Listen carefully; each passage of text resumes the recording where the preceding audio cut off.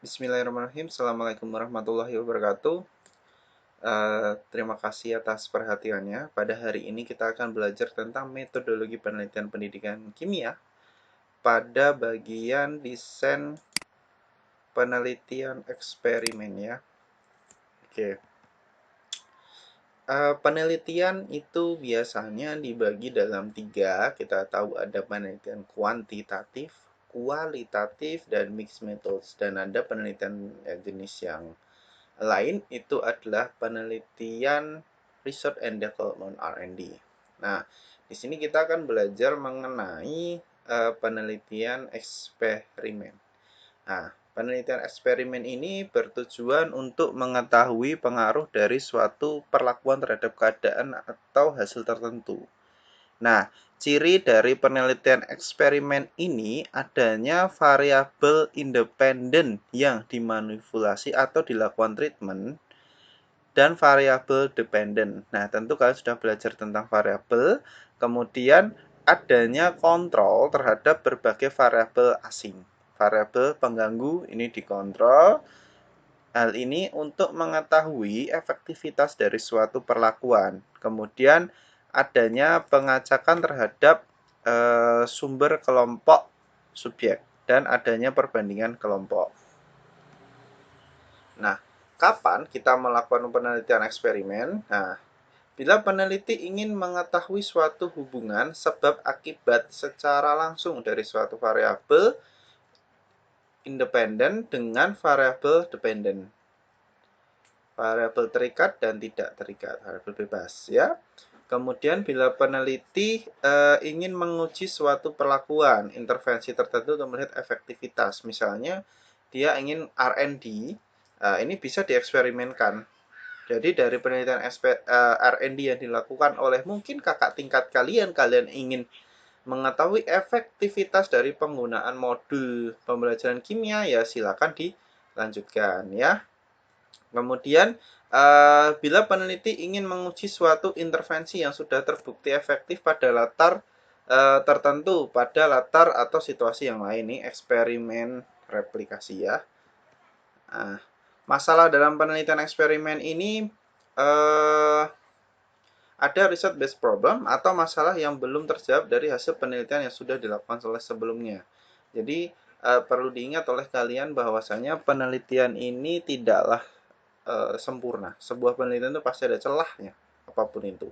Nah, ini misalnya eksperimen sebelumnya telah membuktikan bahwa ada pengaruh positif dan signifikan penggunaan strategi X terhadap hasil belajar mapel Y. Nah, masalah yang belum terjawab, bagaimana sih pengaruh dari strategi X terhadap hasil belajar mapel Y untuk siswa yang memiliki motivasi belajar tinggi dan motivasi belajar rendah. Nah, dia ini belum dibagi kan di masalah pertama.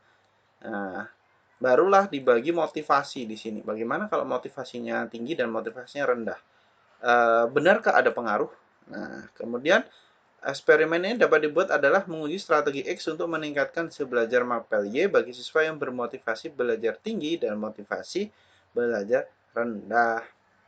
Bedakan ya, beda kalimat. Jadi ada sesuatu yang something yang berbeda kalau di eksperimen. Misalnya ini motivasi yang tadi cuma nggak disebutkan apa, cuma metodenya aja ya. Oke.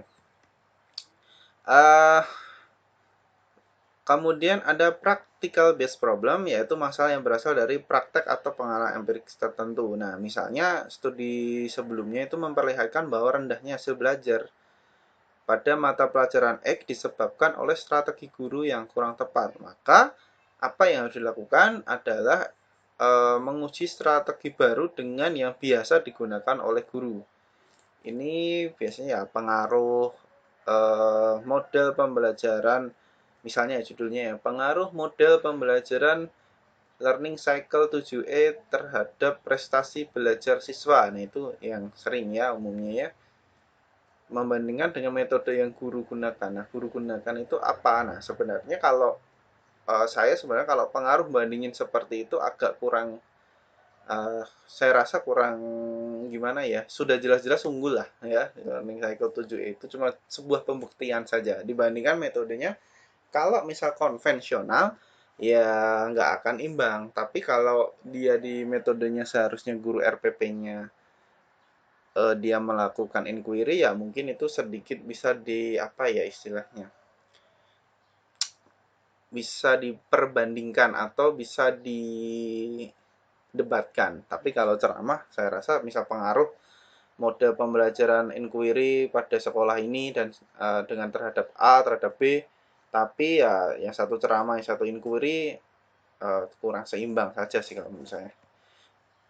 Oke, kemudian uh, ini ya, contoh penelitiannya adalah pengaruh strategi konstruktivisme terhadap hasil belajar. Ini contohnya. Kemudian pengaruh metode diskusi terbimbing guided discussion terhadap hasil belajar. Pengaruh strategi pembelajaran kolaboratif terhadap hasil belajar PPKN dengan mempertimbangkan kemampuan komunikasi interpersonal.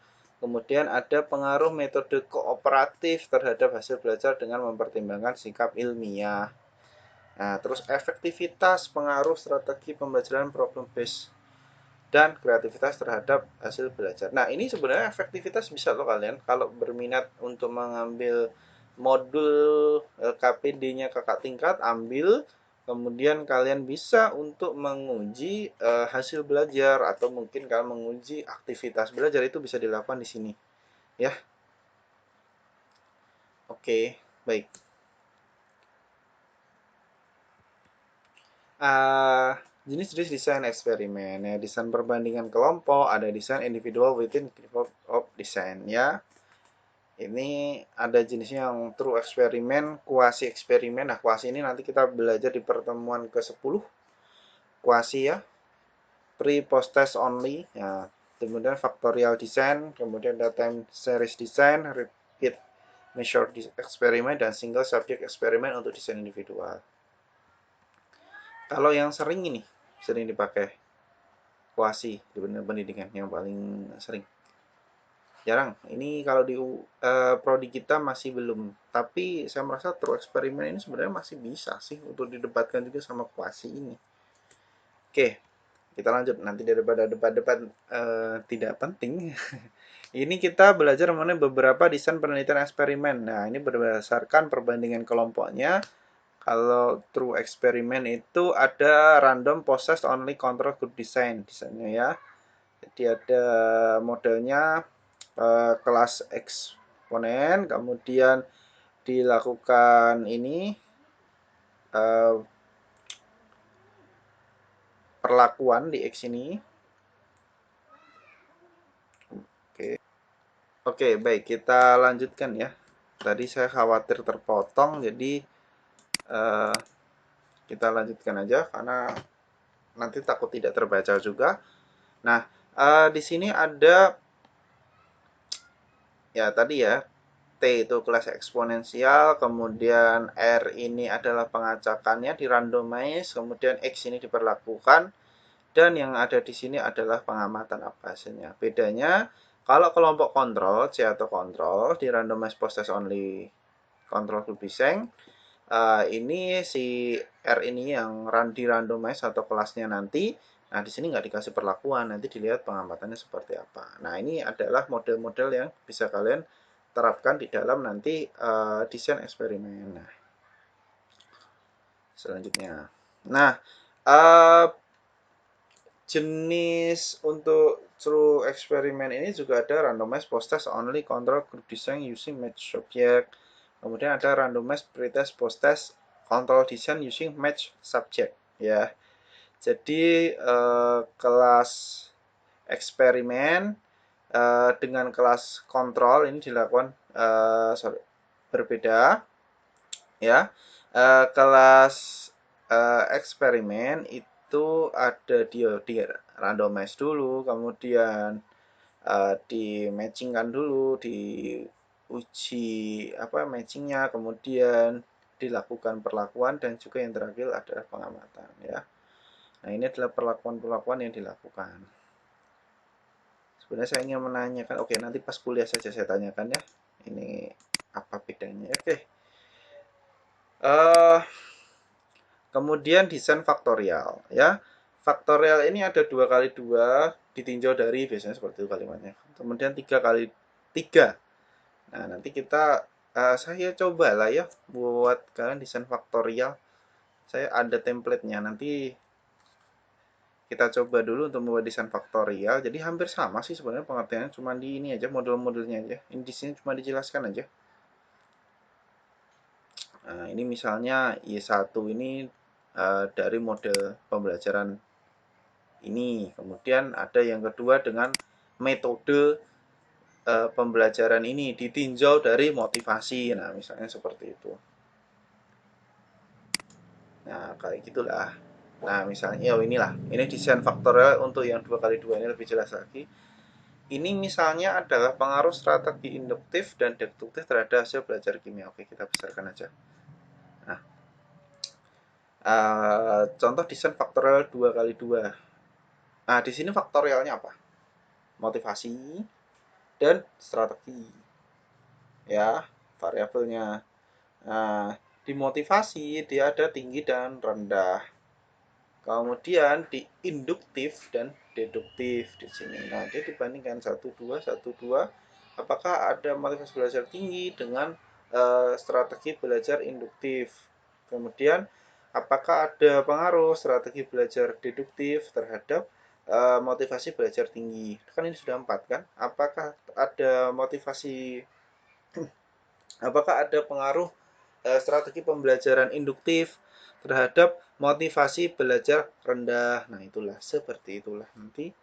Nah, ini judulnya seperti ini ya. Ditinjau dari motivasi belajar. Ini kalau kalian tertarik, ini menarik juga loh untuk penelitian pendidikan kimia. Jadi lebih lebih banyak daripada kalian cuma pengaruh A terhadap pengaruh B, itu agak mainstream ya. Nah, ini yang 3 kali 3 ini panjang. Kalau ini biasanya S2 aja.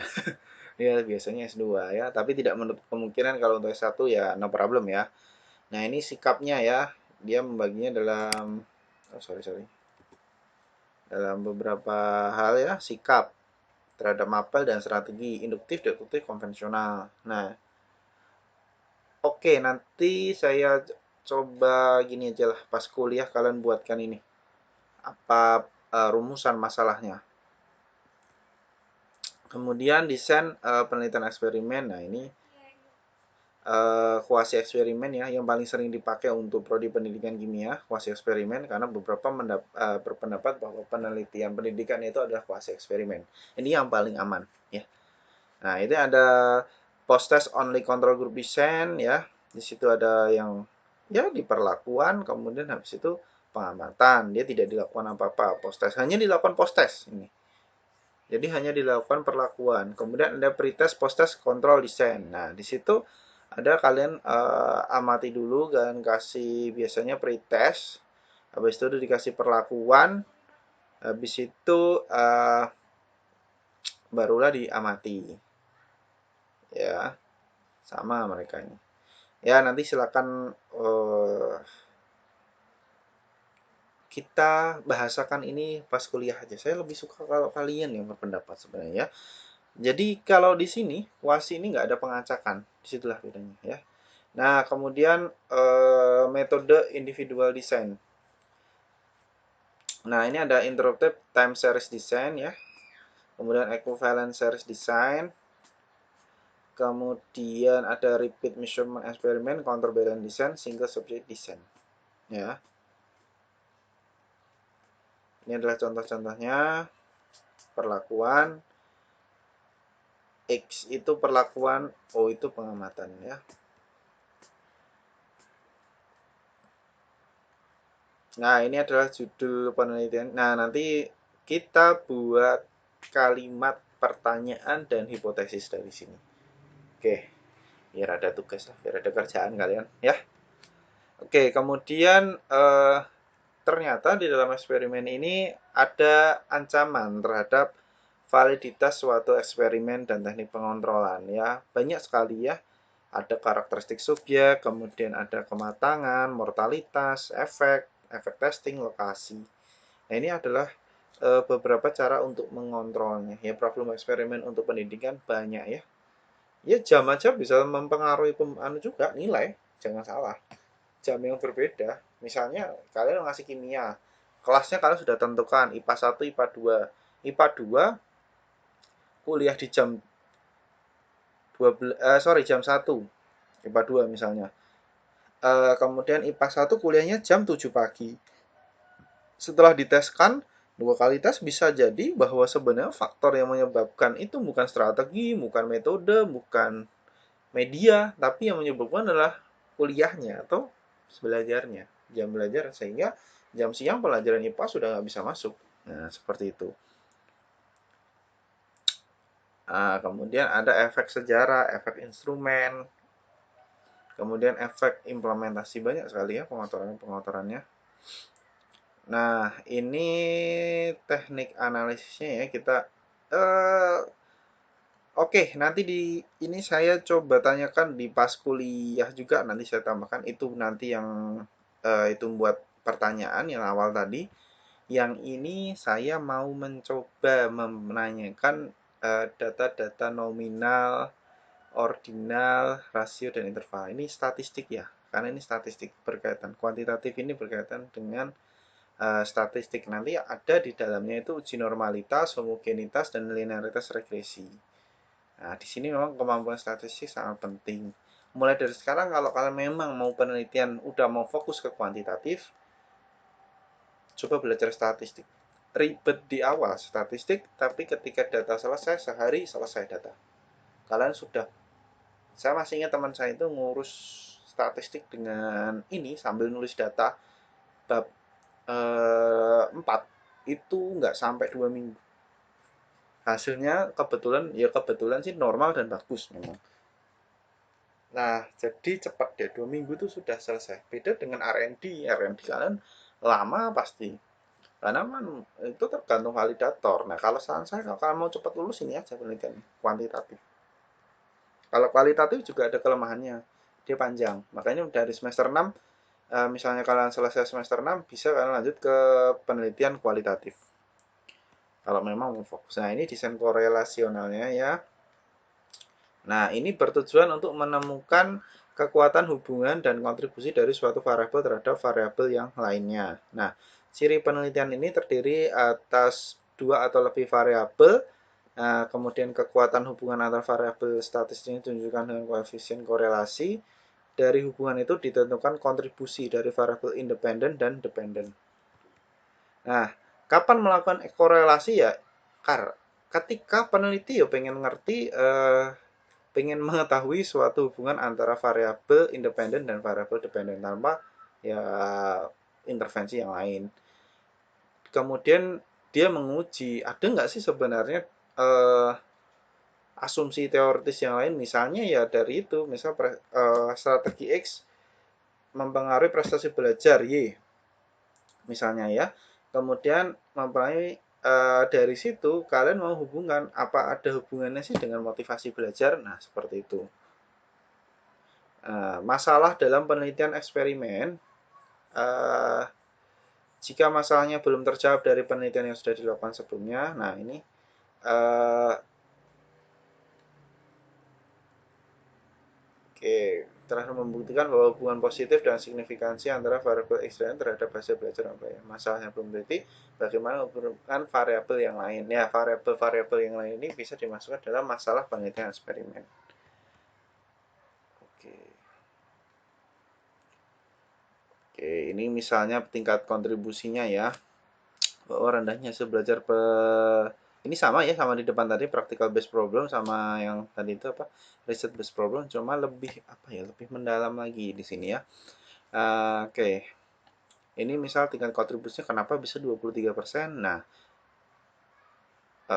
dia membuat ya hubungan variabel antara ini bahan ajar guru, kemudian minat baca, kuriositas, kemampuan mengembangkan diri, kuriositas, motivasi belajar dan lain-lain.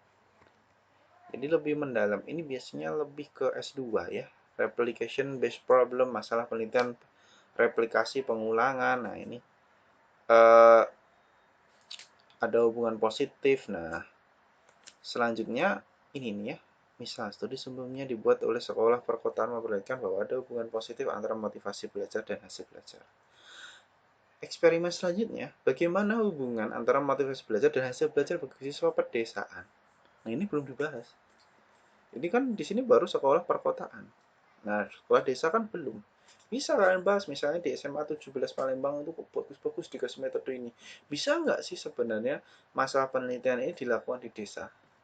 Ini bisa kalian tambahkan pada rumusan masalah tambahan nanti ya. Nah, ini model desain penelitian korelasi.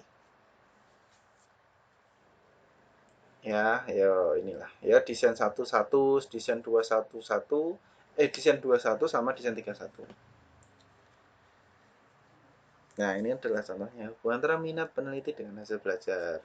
Hubungan antara banyak waktu luang, self control dan perilaku judi. Nah, nanti kita cari bahasa yang lebih anu ya. Kemudian hubungan antara motif berprestasi, pengalaman kerja, kemudian semangat berbisnis dan kemampuan manajerial kepala sekolah. Oke, ini beberapa contoh korelasional. Korelasi ini juga sebenarnya ada yang mudah loh. Teman saya itu ada yang penelitian korelasi itu dalam hitungan bulan selesai. Karena dia memang dikejar harus lulus. Kalau nggak salah 3 bulan lah.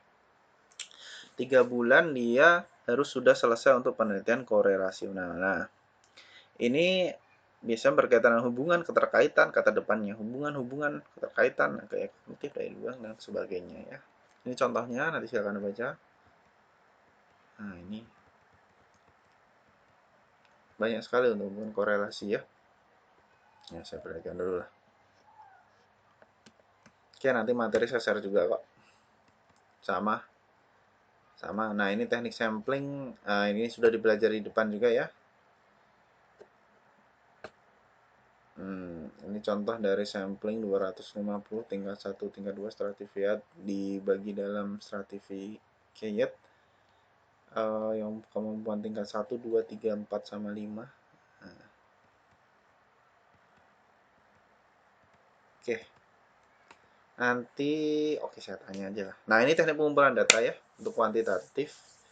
Sebenarnya sudah ada juga sih di penjelasan di pertemuan ke-7 ya tentang teknik pengumpulan data, instrumen pengumpulan data, metode deskriptif, eksperimen, komparatif, dan korelasional. Ini beberapa tekniknya ya. Biasanya ada juga bedakan dengan penelitian nanti kita ada kualitatif ya. Kalau kualitatif dia memang lebih deep interview dan sebagainya itu lebih ke arah situ. Oke, terima kasih.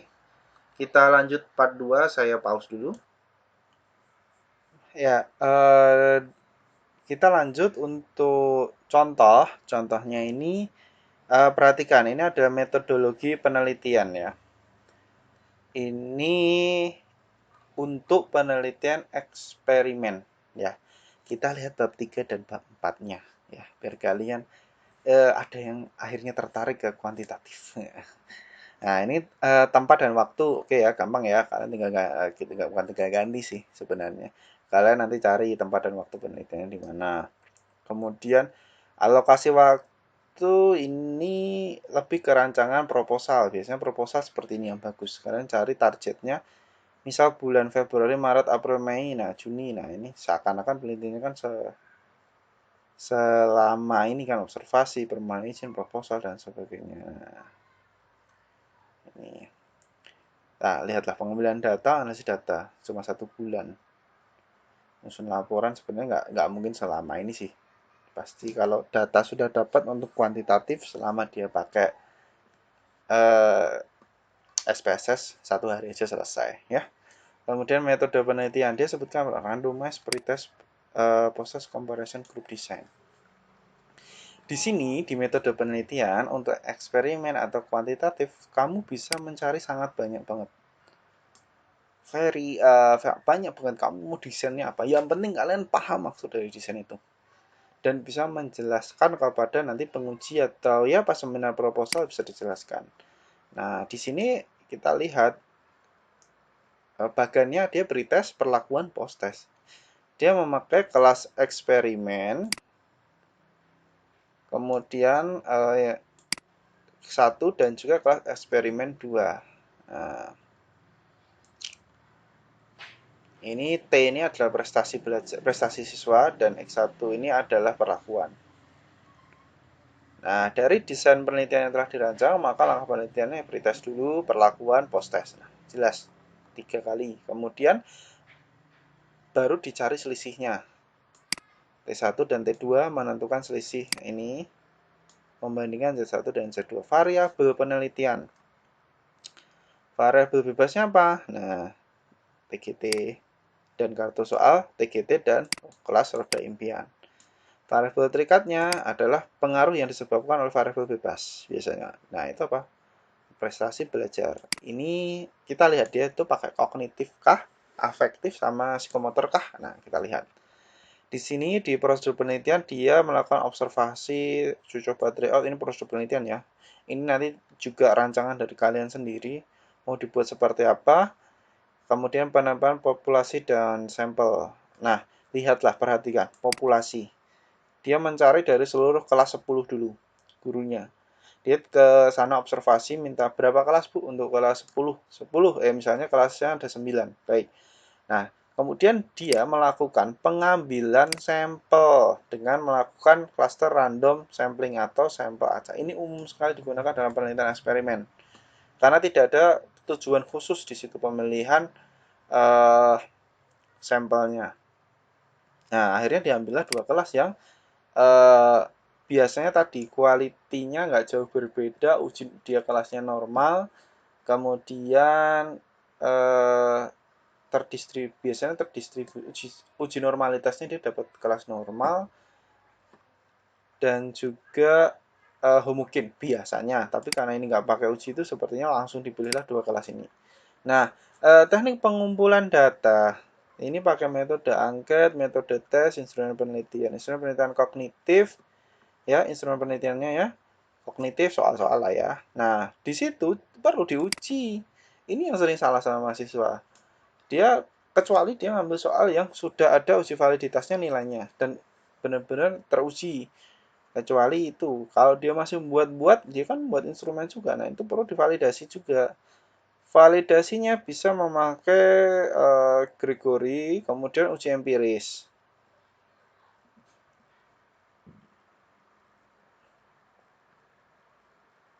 Nah, uji empiris ini diujikan dulu ke siswa, lalu siswanya diujikan yang seperti apa?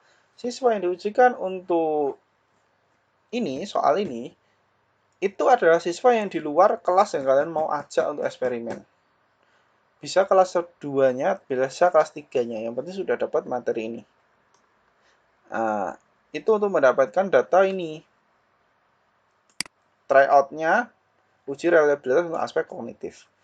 Taraf kesukarannya ya nanti dihitung itu dari hasil itu, dari beda juga itulah. Nanti dicari aja dari beda dan sebagainya. Afektif. Ini juga perlu divalidasi sih sebenarnya afektif ini. Nah, jangan dikira afektif nggak perlu validasi. Nah, dia juga diuji reliabilitasnya juga.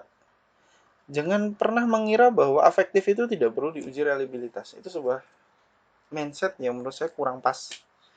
Ya, sebuah instrumen itu perlu diujikan, di tryoutkan sama si siswa. Kemudian teknik analisis data itu ada prasyaratnya ya, uji normalitas, kemudian homogenitas, kemudian uji T-matching, uji hipotesis.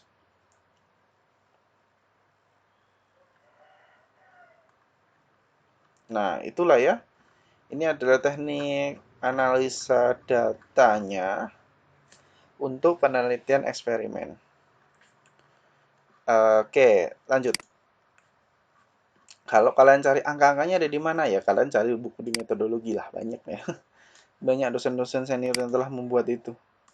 Kalau kami ini baru belum sampai sempat buat. Nah, data yang diperoleh di dalam penelitian ini itu ada. Ini untuk bab 4 ya. Ini contoh bab 4. Bayangkan cuma 16 halaman. Bandingkan dengan penelitian R&D dan yang lainnya ya. Ini 16 halaman saja, nggak banyak cerita, banyak ngasih data. Nah, lihatlah.